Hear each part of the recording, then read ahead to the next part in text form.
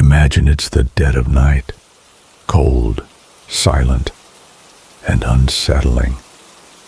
You're called in to investigate a noise, a baby crying in the woods. At first it seems like any other strange call. But as you venture deeper into the trees, the world around you shifts. The cry isn't just a baby's, it's something much darker, echoing from creatures that shouldn't exist. Albino deer, their red eyes glowing in the dark, step in unison blocking your path. And as you stand frozen, unable to look away, you realize that something has been watching you, and it's not done with you yet. Something is replacing you, piece by piece. And the worst part, you don't even know what's real anymore. Hello, everyone. Welcome to dusky nights, where the shadows whisper and the darkness holds secrets too chilling to ignore. Each story unravels the eerie unknown, pulling you into a world of creeping dread and heart-pounding terror. Subscribe, dim the lights, and let the horrors of dusky nights consume you. I work the night shift at a small TV station in rural Montana. It's not glamorous by any means. In fact, it's pretty boring. My job consists of making sure the automated broadcast system runs smoothly while everyone else in the building sleeps. The station is old, the kind of place you might expect to find tucked away in a small town, far from the bustling city. It's surrounded by empty fields, the only noise at night coming from the occasional wind sweeping through the vast, barren land. The shift lasts for 12 hours, and for the most part, I've learned to zone out.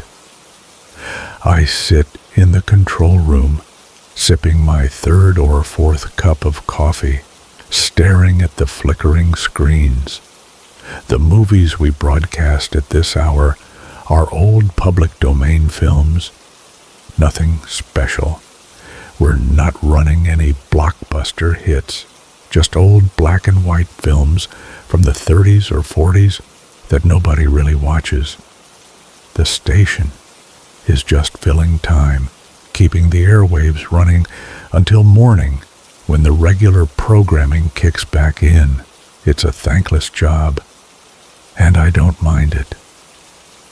I've grown used to the silence, the monotony of it all. The hours are long, but the pay is steady, and I'm usually alone, nobody around to distract me or mess with my routine. But that all changed 3 weeks ago. It started quietly, almost imperceptibly, like a whisper in the night. It was during our usual 3 a.m. slot. The film that night was a Western, an old flick I'd seen countless times before.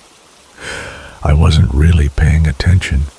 I was too tired, too used to the routine. But then, in the corner of my eye, I saw something strange on the monitor. At first, I thought it was nothing, just a trick of the light or the result of too much caffeine. But there, in the background of the scene behind the main actors, was a shadow, a figure moving ever so slightly. It wasn't part of the set. There was no character meant to be standing there. I thought maybe I had missed it the first time. So I rewound the footage and watched the scene again, but the figure was gone. I felt a chill creep up my spine. It was nothing, I told myself. The night shift does that to you. You start seeing things when you're half asleep. But I couldn't shake the feeling that something was off. Maybe it was just my imagination playing tricks on me, but I couldn't ignore the sensation that I wasn't alone in the room. The next night, the strange occurrences started again. This time, it was during an old noir film. I didn't expect anything out of the ordinary. I was half dozing, my eyes heavy from the lack of sleep, when I noticed something new. A woman was delivering a monologue in her apartment. The shot lingered on her face, but as the camera moved behind her, I caught something in the window behind her. A face, pale, distorted, and staring directly at her. I froze. My heart raced in my chest. I wasn't sure if I had seen what I thought I saw. I immediately rewound the footage, replaying the scene. But when I watched it again, the face was gone. Just like the figure from the night before, it had vanished. I checked the recording on my phone. I had started recording everything, just in case. But when I watched the footage, everything looked normal. No face in the window, no strange disturbances. It was the same as always, but I couldn't shake the feeling that I was being watched. And as the days passed, the weirdness only seemed to grow. The more I watched, the more I began to notice other anomalies. Fleeting shadows in the background, figures that shouldn't have been there, just standing motionless behind the actors, faces that seemed to twitch or distort in ways that weren't part of the script. I kept recording, hoping that I could find some explanation for it all, but every time I looked back at the recordings, nothing strange appeared. It was only in the live feed, in the moment, that these bizarre occurrences showed up. The sense of dread in me began to grow. I was starting to feel paranoid, like I was losing my grip on reality. I tried to tell myself it was nothing, just the late-night exhaustion messing with me. But deep down, I knew something was wrong. There was no way I could just ignore it. One night, we aired Night of the Living Dead, a classic horror film we ran frequently in the 3:00 a.m. slot. The film was grainy, familiar. I'd seen it 100 times. But this time, halfway through the movie, something happened that made me stop cold. There was a scene where a zombie, an extra in the background, shuffled across the screen. I'd seen this part of the film 1,000,000 times, but tonight, the zombie did something that it had never done before. It turned its head. It looked directly at the camera. And then its mouth moved. The lips clearly formed the words, "We see you watching." I could hardly breathe. I wasn't sure if I was dreaming or hallucinating, but I immediately grabbed my phone and started recording. I needed evidence. I had to show someone. But when I played the footage back later, the zombie was back to its usual mindless wandering. There was no strange message, no change in its behavior, but I knew what I had seen. At that point, I couldn't ignore it any longer. I had to talk to someone.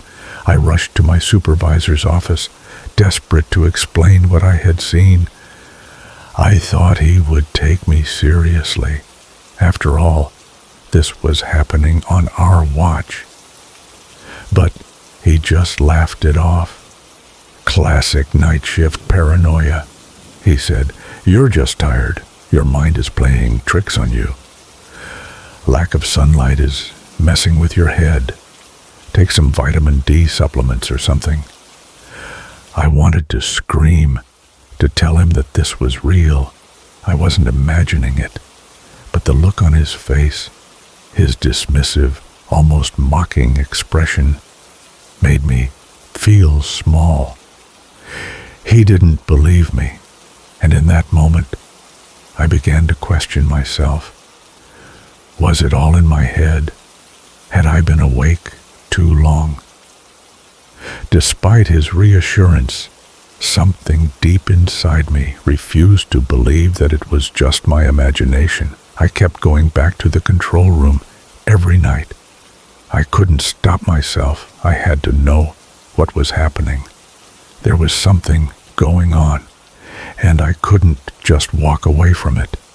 4 nights ago, I made a breakthrough. I realized that the anomalies only appeared on the live broadcast. The digital files themselves were fine. The moment the signal left the station, that's when things started to change. I couldn't explain it, but I knew it had to be some sort of interference. Something, or someone, was altering the broadcast signal as it went out into the world. I had to know the truth, so I set up a second monitor directly connected to the antenna feed. I wanted to compare what I was seeing on the studio monitor with the live broadcast output. That night, the differences were undeniable. We were airing The Maltese Falcon, a film I knew inside and out. On the studio monitor, everything looked normal. But when I looked at the live feed, the differences were terrifying.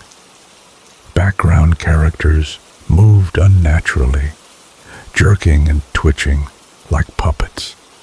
The scene transitions lingered longer than they should have, and then I saw it. Humphrey Bogart's eyes. They were completely black, like hollow sockets. There was no life in them, no soul. I snapped photos of both screens. The difference was crystal clear. It wasn't just in my mind. The broadcast was being tampered with. Someone or something was hijacking the signal. I tried to show the photos to my supervisor, but he refused to acknowledge them. "It's just a glitch in the system," he said. "Nothing to worry about." But I knew something was wrong. I couldn't shake the feeling that this wasn't just a technical malfunction. The broadcast was changing. The films weren't the same. And what's worse, I was starting to feel like I wasn't the only one affected by it. I decided to stay after my shift one night to talk to the morning crew. I had to tell someone, anyone. But when the morning shift manager arrived, she looked at me like I was a stranger. "Alex, what are you doing here? You're not scheduled until tonight." I froze. I had just finished my shift. I had been there all night. I had proof. I had photos, recordings. But when she checked the schedule on her tablet, she showed me something that made my stomach drop. According to the official record, I hadn't worked any of the last few nights. In fact, I hadn't worked at all for the past 2 weeks. I tried to pull up the photos on my phone to show her, but when I checked, they were gone. Everything was gone. The recordings, the photos, everything I had documented was erased, wiped from my phone as if it had never existed. The only thing left was a single text message I had sent to myself at 3:17 a.m. the previous night. It read, "It's replacing us one by one." I didn't remember sending that message. I left the station, disoriented and terrified. My mind was spinning, and everything felt wrong. When I arrived home, I tried to unlock my door, but the key wouldn't fit. After a few attempts, my neighbor came outside and asked if I needed help. "Are you looking for Alex?"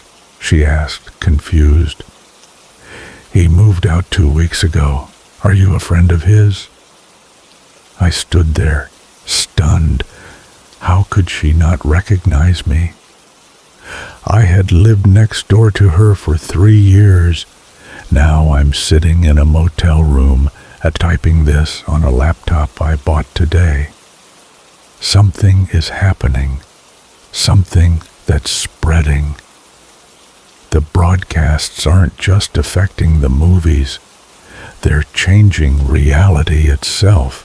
Tonight at 3 a.m., the broadcast will go live again. Every television in town will air the same public domain movie slot, just like every night.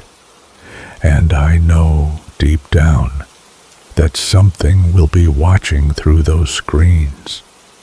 If you live in a small town with a local TV station, do me a favor. Don't watch anything that airs at 3 a.m. tonight. And if you see someone who looks exactly like you walking around, run. I'm a cop in Charlotte, and what happened a couple of nights ago still haunts me. I've been debating whether I should even write this down, because, honestly, putting it into words sounds so insane. I'm starting to question my own sanity, but I've got to get it out. I can't shake the feeling that something is wrong, something I saw that night, and I'm afraid that if I don't write it down, I'll lose what little grip I have left on reality. It all started just after 2 a.m. I was out on patrol when I got the call. "Can you check out a noise complaint? Sounds like a baby crying," the dispatcher said. Normally, when you've been on the job as long as I have, you learn to recognize patterns. Noise complaints at night are usually nothing. A raccoon knocking over a trash can, a drunk guy stumbling around the park. But something about this call didn't sit right with me. Maybe it was the hour, just after 2 a.m. Maybe it was the mention of a baby crying, which instantly made me think of my own daughter, who was just a little younger than a newborn at the time. The call came from the woods, just past an old Duke Energy substation. The area had been fenced off for years. I knew the spot well.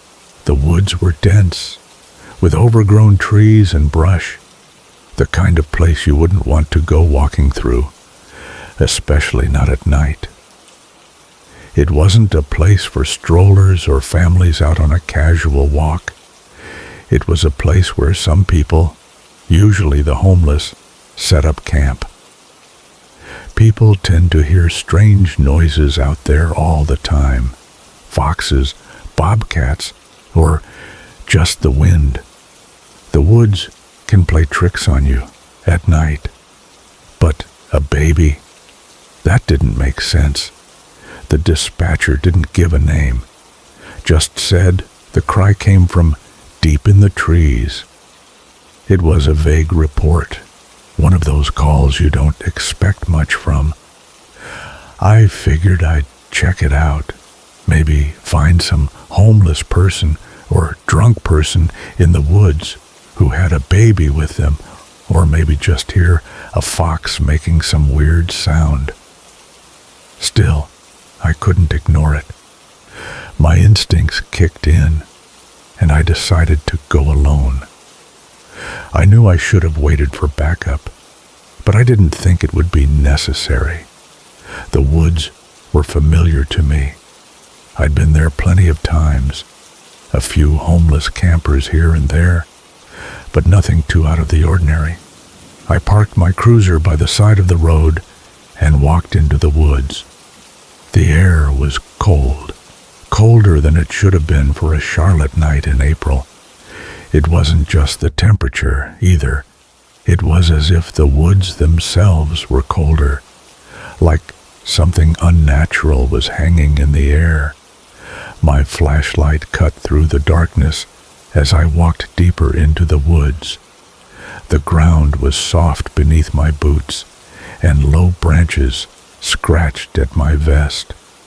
The further I walked, the thicker the woods became. It felt like I was being swallowed by the trees. The cry came again. Wah! It was soft, faint, but unmistakably a baby's cry. My heart dropped. The sound was distant but so real, so clear. It sounded like a newborn, just like the day my daughter had come home from the hospital. The same soft cry.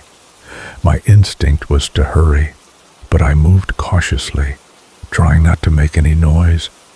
I couldn't imagine what I'd find in these woods, but I was determined to figure it out. As I walked, the cry grew louder. I felt a chill run down my spine as I got closer, but I couldn't stop. It sounded real. I knew the cry. I knew it well. I rounded a ridge, and that's when I saw them. Eyes, dozens of eyes glowing back at me from the darkness. At first, I thought it was just an illusion. Maybe it was just the reflection of my flashlight. But no, it wasn't. There were dozens of them, a herd of albino deer standing in the trees. Every single one had bright white fur and glowing red eyes. Their antlers were twisted, coral-like, an unnatural, grotesque shape. They stood still, frozen in place, blocking my path. I stopped. My heart pounded in my chest.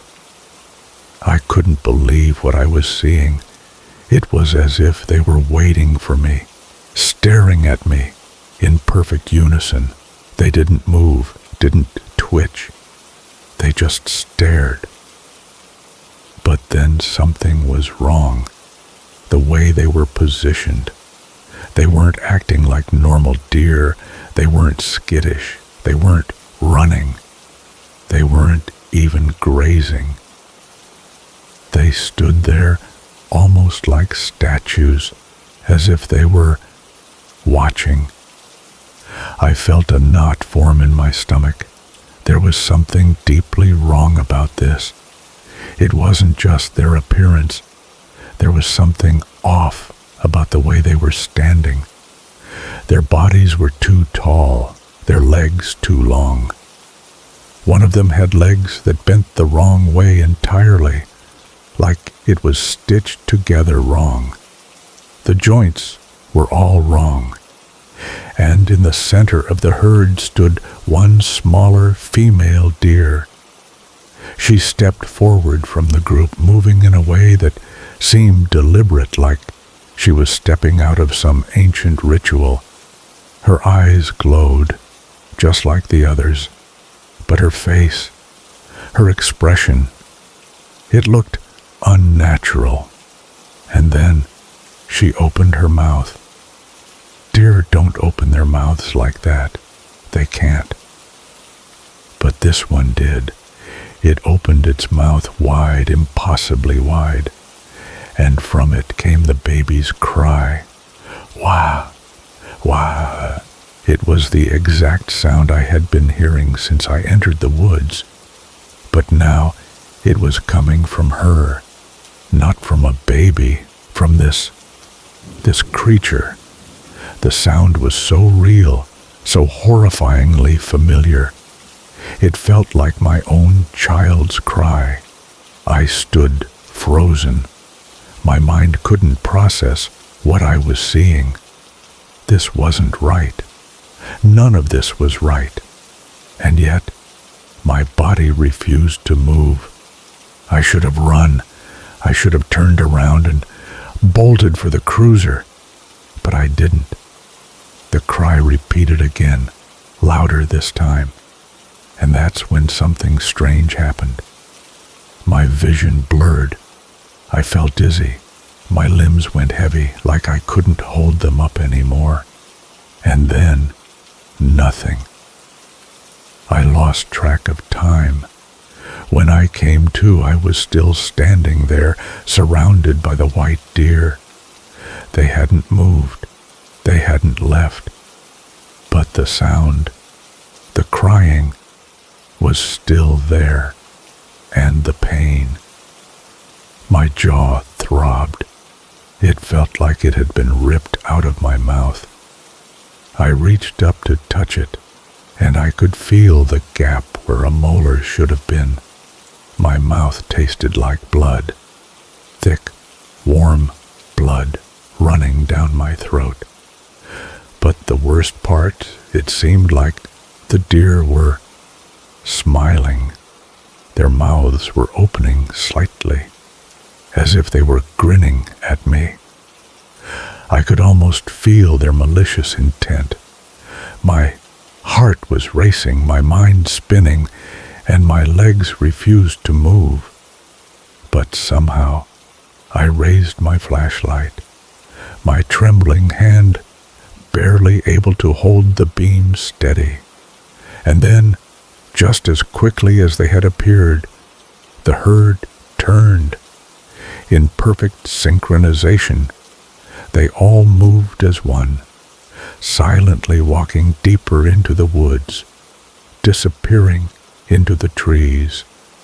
The crying stopped abruptly, just like that. It was as if everything had been a dream. The cold, the pain, the terror, it all disappeared in an instant.